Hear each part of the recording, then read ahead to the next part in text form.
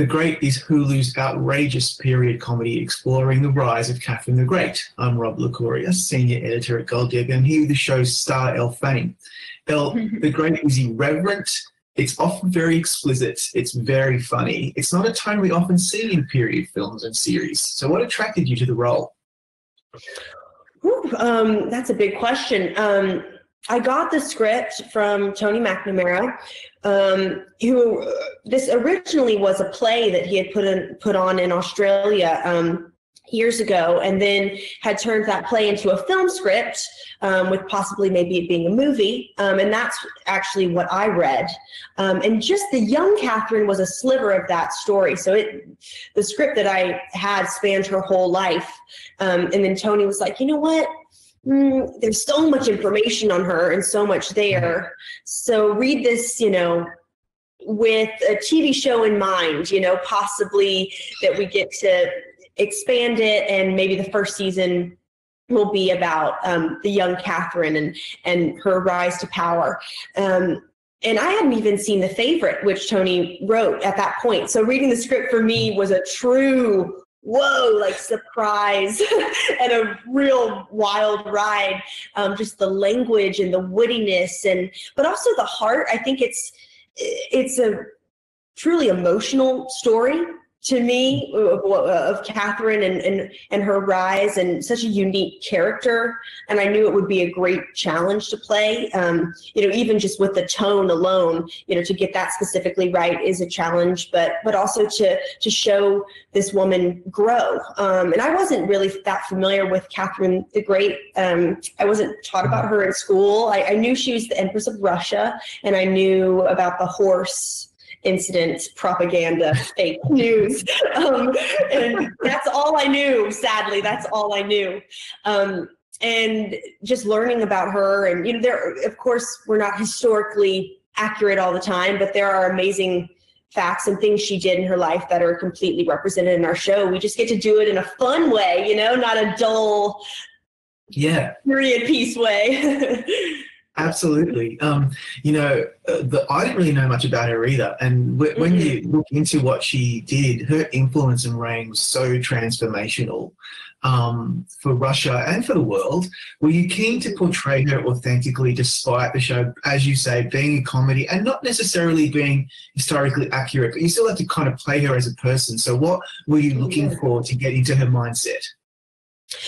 Gosh, I wanted to humanize her. I feel like, she is this historical figure that we know what she did, and she did incredible things, but I wanted to make her human. I wanted to figure out what makes her tick. I didn't want to make her, the strongest person in the room, or I'm kind of allergic to the term strong female character, because I'm like, I don't really know what that means.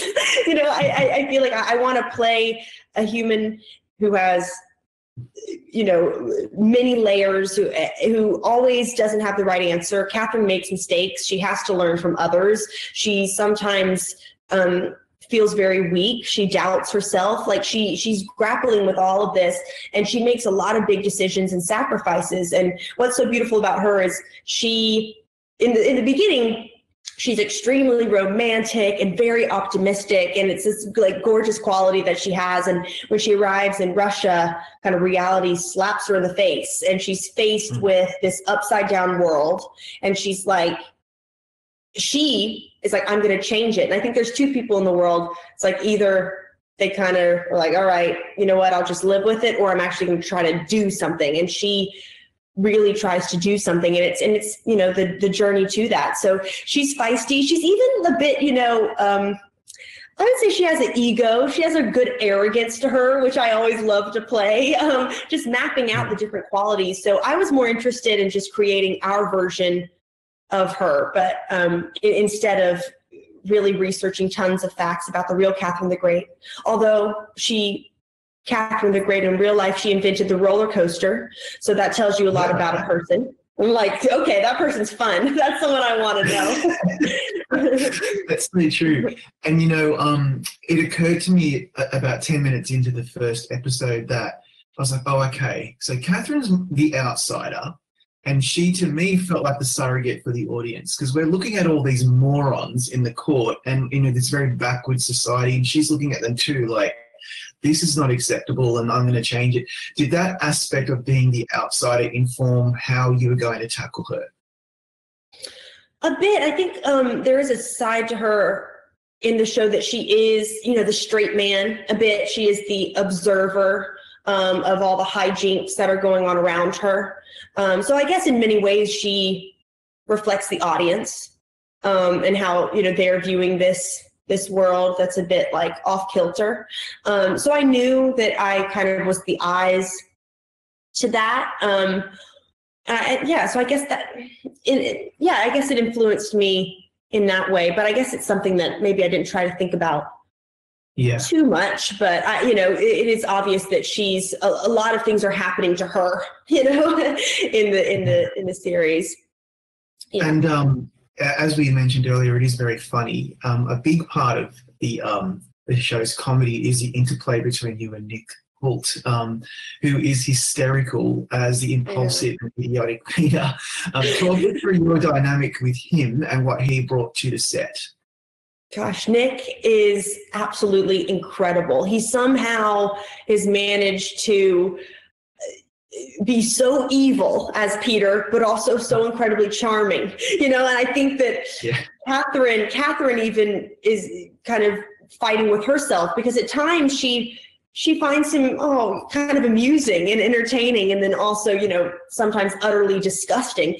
So it's like, Nick has this, he's just so incredible and so funny, he was the best scene partner, really. I mean, we're very comfortable with each other. We're not embarrassed around each other, and I think that helps, because our dynamic on set when we're doing those scenes is we want to challenge each other. So it kind of is like Catherine and Peter's in a way, because we're like, all right, we want to top each other and play around, and maybe it's because we were both young actors growing up, but I think we have a very similar relationship to the set and how we work. Yeah. So we're just very similar actors, and that I think helped us immensely, because we were really like in it together and wanted to try to kind of do the craziest thing, and we'd be like, all right, let's rein it back, let's experiment, go here, go there, and Tony creates this world that, we don't ad lib at all. Like, that is a no-no. We're very like stay to the script, word for word. And kind of there are these restraints, but because you have that restraint, you get to kind of be spontaneous and play all these other ways. Like, even when it's written, Tony doesn't write a lot of description either in the scene. So you can really do whatever you want, but you just, say those words, but you can bring whatever you want to it. So to have Nick, a partner who was willing to go there, I think pushed me too. And just the rhythm of the banter, he was a little bit more used to, because he had been in The Favorite. So I learned a lot from him during filming, for sure. As you've mentioned, you get to say some beautifully acerbic one-liners and insults as Catherine wanting to take over the kingdom. It's the highlight of the show. Tony's writing is so exceptional. I mean, an Oscar-nominated writer for The Favorite. Was there any room at all to, like, what, I know you couldn't ad-lib, but what, as you have just mentioned, what flavor were you giving his very specific language that you guys were actually speaking? Give us an example, perhaps.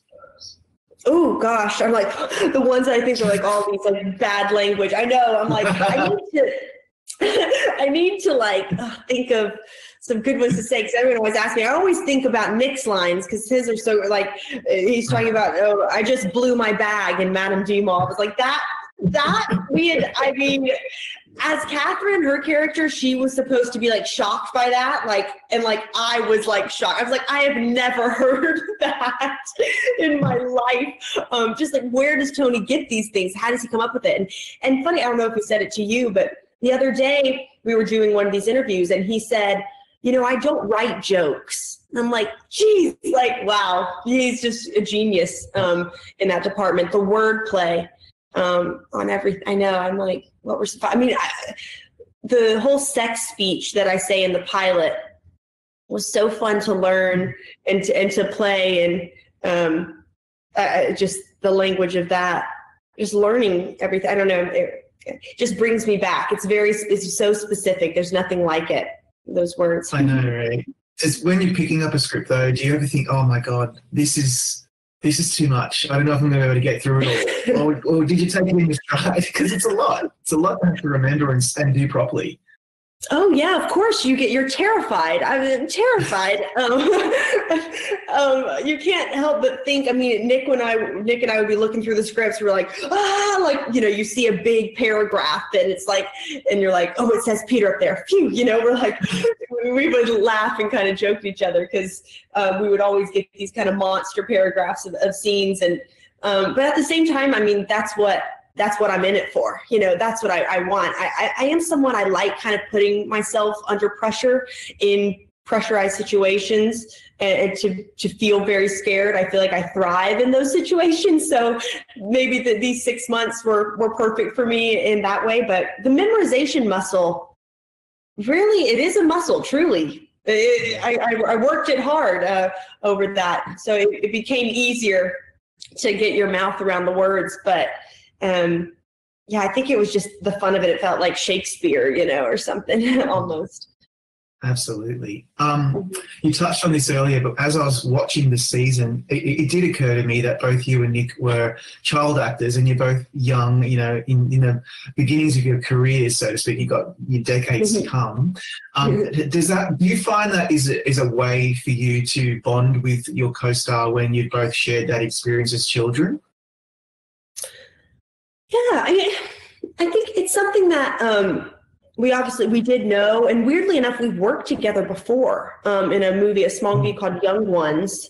I was 14, he was 21, and we were married in that. So we have this like long line of really bizarre marriages, kind of messed up marriages, but I think that you do relate on some level, maybe if it's unspoken or not. It's like, oh yeah, you see each other and can relate to certain things. And it's not necessarily something we talk to each other about all the time, but I think it's just kind of like a nod of understanding and the same relationship to the set. I don't know, learning from others. I think it's like, learning from the people that before you that you've worked with and gotten to work with. He's obviously gotten to work with huge, legends in the industry and learn from them. And what do you pick up from people? Because I don't think Nick went to like school for acting, and I didn't either. So our school was set, that was it, being on set and learning from different directors and whatnot. So yeah, I think it's feelings mutual between us. Yeah. I think that's so fascinating. You said something earlier I'd like to explore if we could, and it's what you think the show says about feminism or women in power, positions of power, because you say that you're allergic to strong women in that concept, which I think is really intelligent thing to say because you're strong human beings. But what is the show trying to say about women in power? Because it's something that comes up a lot in our culture these days. Yeah, I mean, that's, I think, why the show is also so modern. And I love that it's told in this way because it brings these themes to modern audiences and are themes that we're still dealing with today, sadly. But that, Catherine the Great is truly a feminist icon. Like, she is the woman who went head on with the man and ultimately took him down. Like, she went head to head with him, and just the power of that and what that says, I think, is so beautiful. And also to talk about kind of the relationship she has with her maid Mariel is, I think, a beautiful kind of female friendship on screen. I just love the way that we interact with each other. Phoebe Fox plays Mariel, and she's incredible, so funny, and like, I love her dearly. But just getting to show that on screen. And also, we don't really know where Mariel's trust lies as well. So there's a bit of uncertainty there with that friendship. But yeah, I think, it obviously, feminism is greatly touched on in this series, and who Catherine, represents in history, and, what she represents today and now, and just, Taking Down the Man. She's like the original of that. Yeah, she's the OG. She definitely is. Yeah. I've got two the great questions before we wrap up. And the first one is, I just thought it was so cool that you are the youngest person ever appointed to the jury at the Cannes Film Festival. And that wasn't very long ago. Like, it feels like years ago because we're all at home now. But what was the highlight from that incredible experience? Man, I don't know if I can even pick just one. I think that was really one of like the best experiences of my life. Those weeks, getting to watch those films and discuss with like people that I look up to on like just a huge level, like these artists and creatives, and them actually, you know, giving me the respect to want to listen to what I had to say. Like, I'm eternally grateful to them for allowing me. Oh my gosh, my dog! Sorry, for allowing, you know, me to have that opportunity and to also be able to, you know, I was definitely young, and like I knew that was what an opportunity it was, and how grateful I was for that. And even I was like, what? Like, they're asking me? Like, I was shocked. I was like, I couldn't believe this. But then I, you know, thought about it and how the festival is also kind of growing and including me, who's young, who's kind of the voice of a new generation, and watching movies from those eyes. I think it was really neat on their part to do that. And they gave me an experience I'll never forget. So it was so great. I mean, diversity is about all kinds of different people, and you're speaking, as you say, from someone from a younger voice, and you've got so much experience. You've been acting for a long time, and that was the jury that awarded Parasite, which was quite prescient, given that became, you know, the big film of the year. So that, you know, you'll carry that with you for the rest of your life. It's pretty amazing. It's pretty cool. Another really cool thing that I'm bringing up, because I have kids of my own, so I'm very aware of the fact that you play Aurora in the Maleficent movies. Professionally and personally, what's it like to play a real-life Disney princess? Because I know my daughter, that's probably one of her dreams. So what was it like to do that? I relate to her. Growing up, you know, my dream was to be a Disney princess, like in real life. That can be my job, right? Like, you know, and then weirdly, crazy enough, like that actually happened. I remember that phone call, getting the first film. I was 14, and I had to go in to meet and all that. And then getting that phone call, it really changed my life, because that's really like kind of the biggest movie I've ever done on scale wise, you know, having it be a Disney film with Angelina Jolie, like working with her.